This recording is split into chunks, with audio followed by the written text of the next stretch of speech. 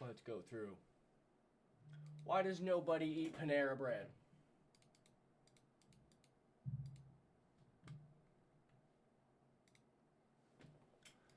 I want to know.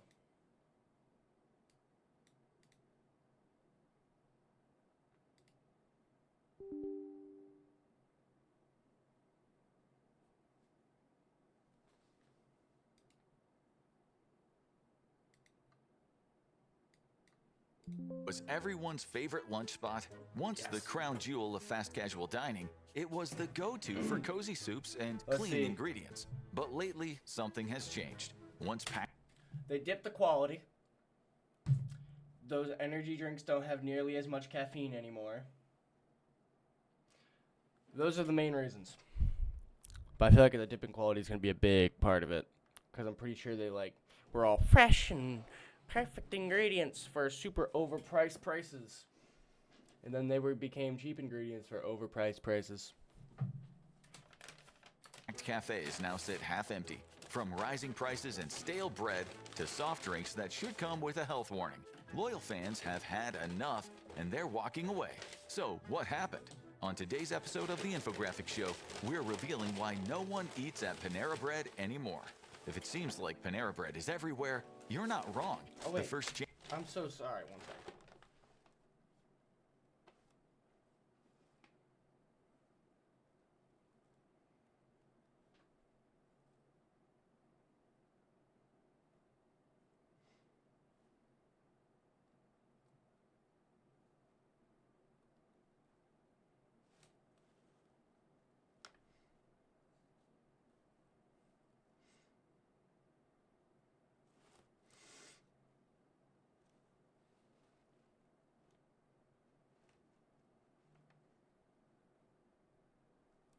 There it is.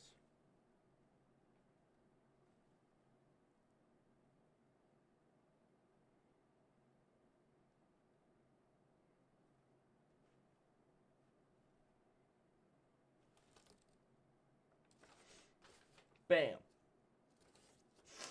Had to switch it. chain opened in 1987, making it younger than many of the millennials who turned it into a hit. Today it has over 2,000 locations, even more impressive because it only exists in two countries, the United States and Canada. Part of the reason it's a big hit is because its menu feels lighter than others, making it ideal if you don't want to go into a calorie crash when you... How does it feel lighter than others when, it's bread? And bread is such a heavy carb source. Get back to work, and it's come a long way since the beginning.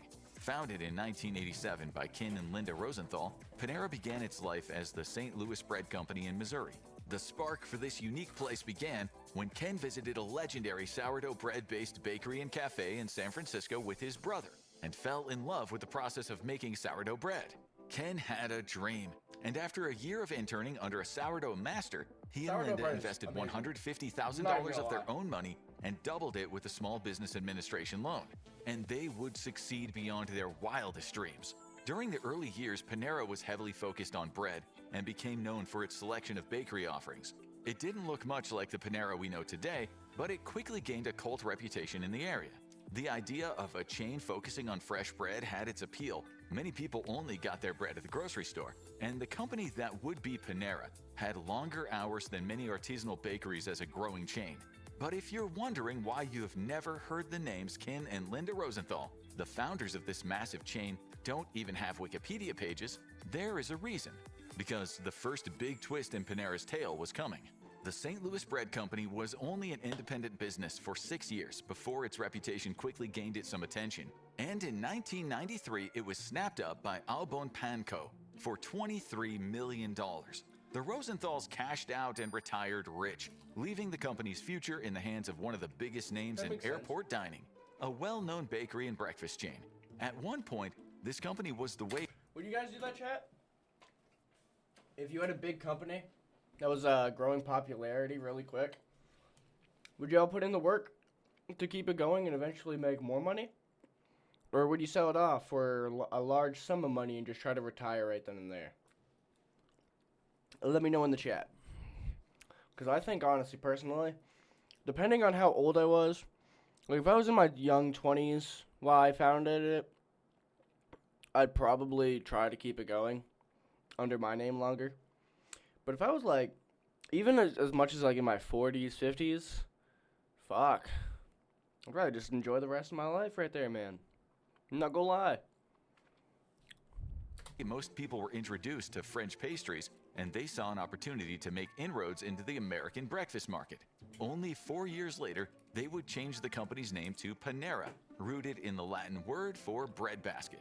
Ironically, Au Bon Pain is now down to only 34 locations, just over 1% of what Panera has around North America. But Panera's strange journey was just beginning. The Au Bon Pain era is largely considered to be when Panera established its brand for the general public. It kept its focus on fresh baked bread, but it added menu items including soups and sandwiches, making it more of a mainstay for lunch instead of a place to pick up a loaf. This was also the period when the company introduced arguably its most iconic item, the bread bowl, which scooped out the center of the sourdough loaf and filled it with the soup of your choice. It all helped to contribute to a massive expansion for the company, just in time for another shakeup. Panera was so successful that its parent company actually sold off the original Au Bon Pain chain in 1999 so it could focus on Panera, and expanded rapidly from there. The company purchased the Paradise Bakery and Cafe chain based in Arizona in 2007 and eventually rebranded all of those cafes as Panera's. It then expanded into Canada in 2008 with locations in the Toronto metro area. It would cross the 2,000 locations mark in 2016, and a year later it reacquired Au Bon Pain as an intriguing example of the student becoming the master. Around the same time, the entire chain was bought by JAB Holding Company, a massive German conglomerate that still owns it today. Alright. It had been a long, strange road, and the Rosenthals likely wouldn't recognize their little bakery. The final traces of what was once the St. Louis Bread Company is fading away. The Missouri locations that kept the original name will rebrand as they're remodeled. Today, Panera's 2,000-plus locations are split between their usual standalone cafes and a bunch of mall spots. Smaller, tighter spaces that sometimes come with trimmed-down menus. It's all a part of an evolution that took the company from a humble bakery to a wildly popular fast food chain. And the one thing a fast food place needs more than any other is a good brand. Panera always had a reputation as a healthier option in the fast food world, whether that actually matches up with the calorie counts or not. It's about the vibes, and the company leaned into its wholesome reputation. In 2017, it announced that it was removing all artificial colors, flavors, sweeteners, and preservatives from their menu. They doubled down on that strategy in 2018 when they formed a new consulting business to advise other businesses on how to craft a more natural menu. This was a big part of their company's success, with Panera's die-hard fans feeling a little more virtuous as they dug into their massive bread bowl filled with mac and cheese. Because in the end, fast food is fast food. Panera had a dedicated fan base thanks to its wholesome, homemade reputation, but none of that would matter if it didn't taste good. For a long time, Panera hit the right mark for a place that serves real food that you can feel comfortable eating regularly, but is also just rich and indulgent enough to be satisfying. And the company is still as big as it ever was, so why do so many people think it might be on its last legs? Today, if you talk to Panera diners, you're likely to get the same response. It's just not what it used to be. Well, of course not. You switched your fresh ingredients for frozen ones. You reverted the things that made it great. You trimmed down the quality of your food. This is what companies do. Okay? They're successful. And then they become a great name. And then once they're a great name that's known, they try cutting corners to squeeze as much little succulent profit as possible. And typically, when these cut these corners, instead of focusing on the quality of it, what the fuck are you doing, Cat? They end up cutting the quality, and then customers realize, and they stop buying it. And then they lose profits. And then they cut more corners so they can recoup some of those profits. But then people notice and stop buying there. And then all of a sudden, your profits are non-existent, and now you're failing. Keyword, don't cut corners, chat. If you ever start up a business like a restaurant, you'll see it in Kitchen Nightmares too all the time when you look over there. It's always because they start cutting corners or something. Something along those lines. It's never about the location or anything like that. But I'll stop going on a tangent and let it resume. We'll talk about a sharp drop in food quality, rising prices, and a shift that's made Panera feel more like a generic fast food chain than a unique, healthier option that it once was. And sure, there will always be some haters, but this many all at the same time?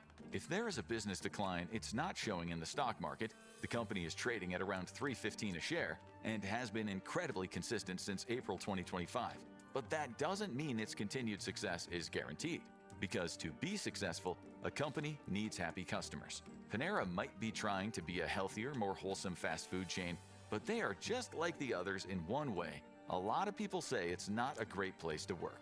Fast food jobs are often geared toward rookie workers or those who need any. A fast food place and a great place to work? Wow. You know, it makes sense. I have people in my job where literally your only job is to, like, let product go on a conveyor belt. And you kind of just throw away the bad ones. And that job makes, like, $5 to $6 more than the high-paying fast food chains, and it's like 10 times less work. And a lot of jobs are like that. Fast food, it pushes you way too hard for way too little pay. I'm not gonna lie. Any type of job, but those workers still have protection. And in 2009 and 2011, Panera came under fire for violating California labor law by failing to pay overtime, or in some cases to pay employees on time at all. Panera denied any wrongdoing, but chose to pay out a $5 million settlement rather than go to court. The company took another black eye in 2011 when an ex-worker filed a suit accusing the company of being racist, arguing that they moved him from the cash register to the back of the store. He alleged that they wanted pretty young girls working the register rather than a black man. He was fired after requesting an extension of his sick leave, and Panera eventually settled that lawsuit as well. But it's not just the employees who have complaints.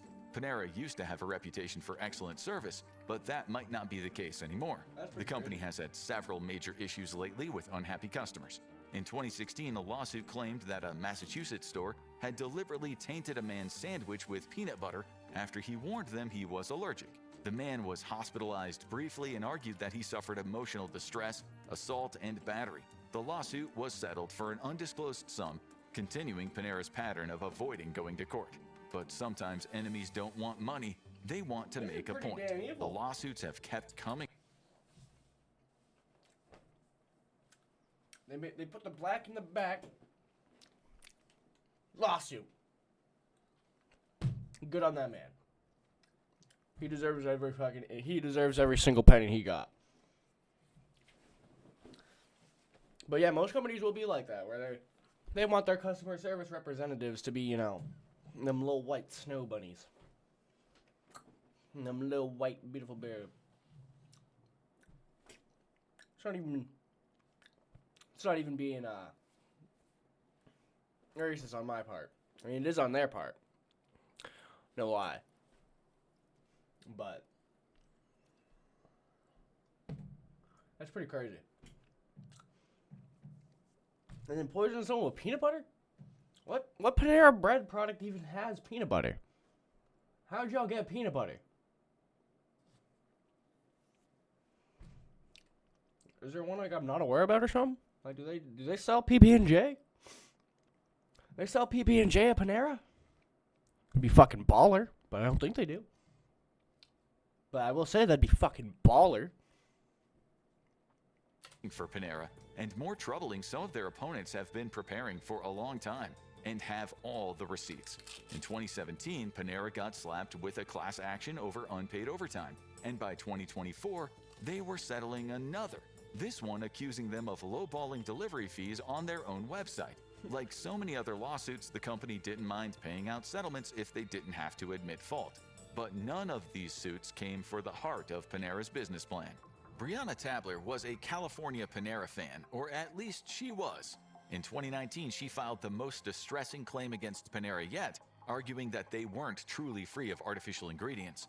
The source of this complaint was the presence of trace amounts of the synthetic herbicide glyphosate, which is used to protect grains that go into the bread. If this lawsuit seems like a stretch, the judge agreed, dismissing the suit the same year. While Tabler filed an amended complaint not long after, she gave up the ghost eventually, leaving Panera with all of its money, but increased doubts among people about how healthy its food actually was. But hey, at least no one died, right? Most of these lawsuits stayed out of the news, and that's the most important thing for Panera. After all, a fast food company's biggest asset is its brand, and the average diner doesn't care about arguments over overtime. It does care when people wind up dead, and that's exactly what happened in 2022. Panera had just announced one of its most buzz-worthy items in years, in more ways than one. There ain't no way someone died over the caffeine content of these. I know these things have like 1,000 milligrams of caffeine. But have y'all heard of Death Wish coffee? Like, I drink that by the pot. In 1 cup of it has 750 milligrams of caffeine. These, I drink like so many of these. Fucking love caffeine. And I loved these lemonade drinks. These are the only reasons I even fucking went to Panera. Charged lemonade drinks, the latest addition to their Starbucks-like drink menu, packed up to 260 milligrams of That's caffeine, not even the anything. equivalent of 4 espresso shots. It was advertised as a tasty alternative to coffee, geared towards students pulling an all-nighter or gamers doing a marathon stream. But instead, it became a PR nightmare. On September 10th, 2022, the new drink claimed its first victim, Sarah Katz, a 21-year-old college student. She suffered from a syndrome that could cause an irregular heartbeat and had a heart attack not long after drinking it. Her parents sued Panera the following year, and while Panera denied any wrongdoing, they did agree to add new labeling emphasizing the high caffeine content. It might have ended there, until 2 months later, 46-year-old Dennis Brown also died after drinking it.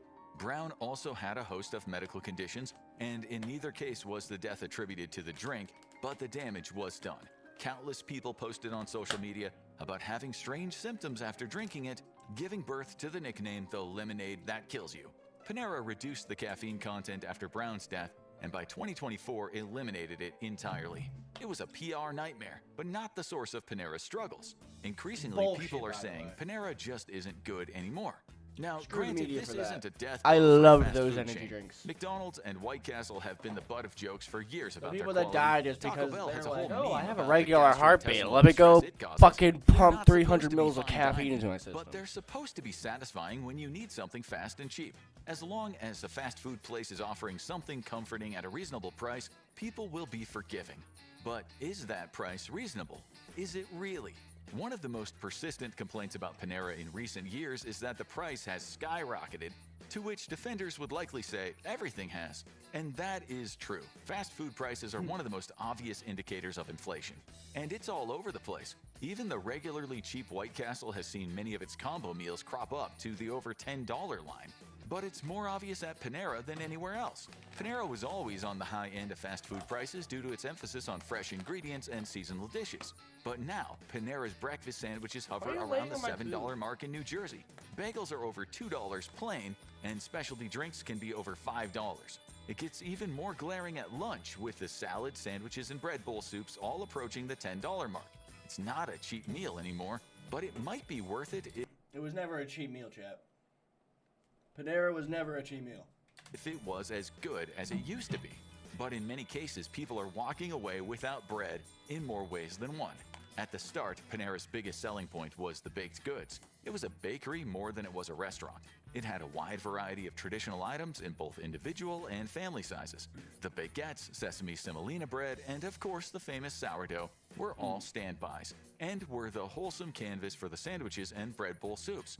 But if you go into a Panera today, you might not see a bread counter at all. In many Panera cafes, the only bread served is the sandwich loaves, and these aren't what they used to be, because Panera isn't really in the bread business anymore. For decades, each Panera Biggest L ever. Imagine being named Panera Bread and not having bread.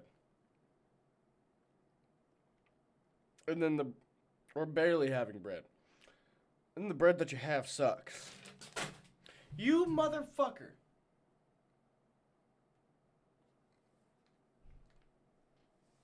Panera baked its own bread daily. This meant longer hours and more manpower required, but it paid off in flavor.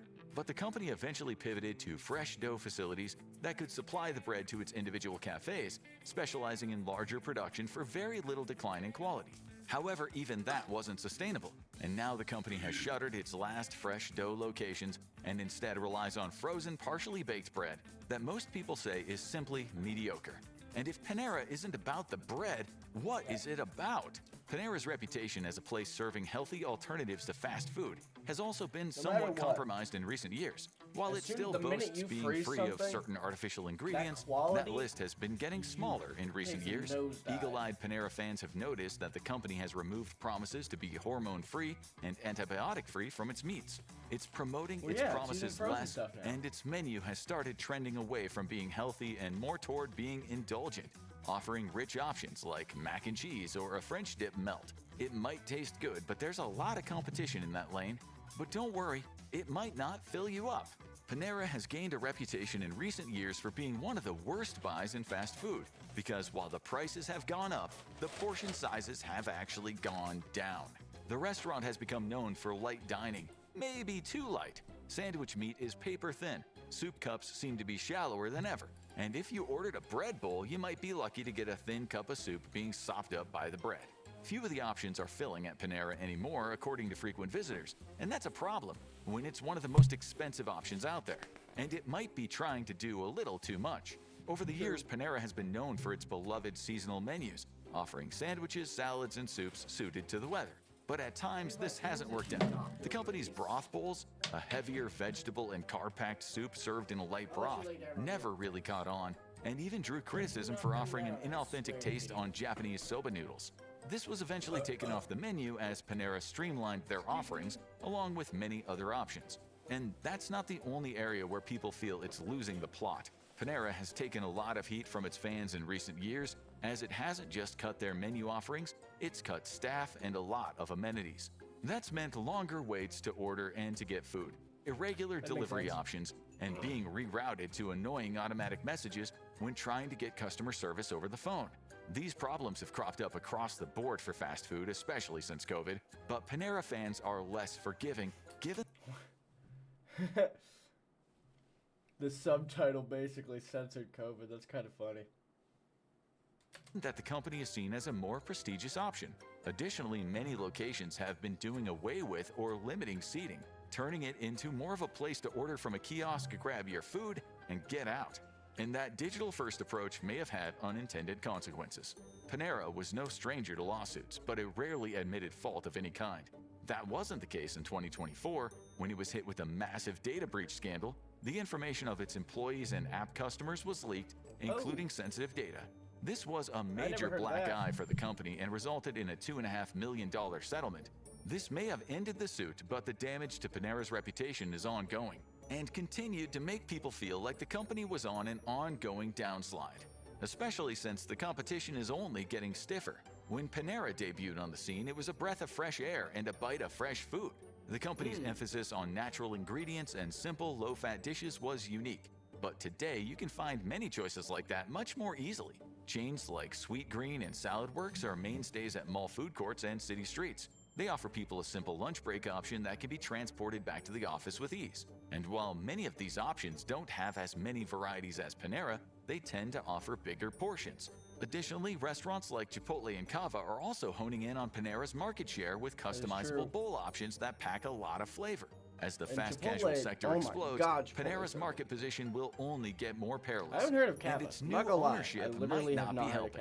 Private equity has been the death of many a company as the massive mega corporations leverage their new acquisition, cut costs heavily, and eventually unload or shutter the company if it fails to turn a profit.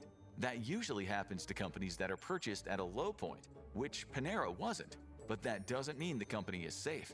Its current owners, the German conglomerate JAB, are notorious cost cutters, and their There it is.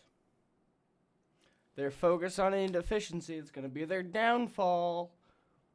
focus on efficiency and money saving are seen as responsible for many of the problems facing Panera now.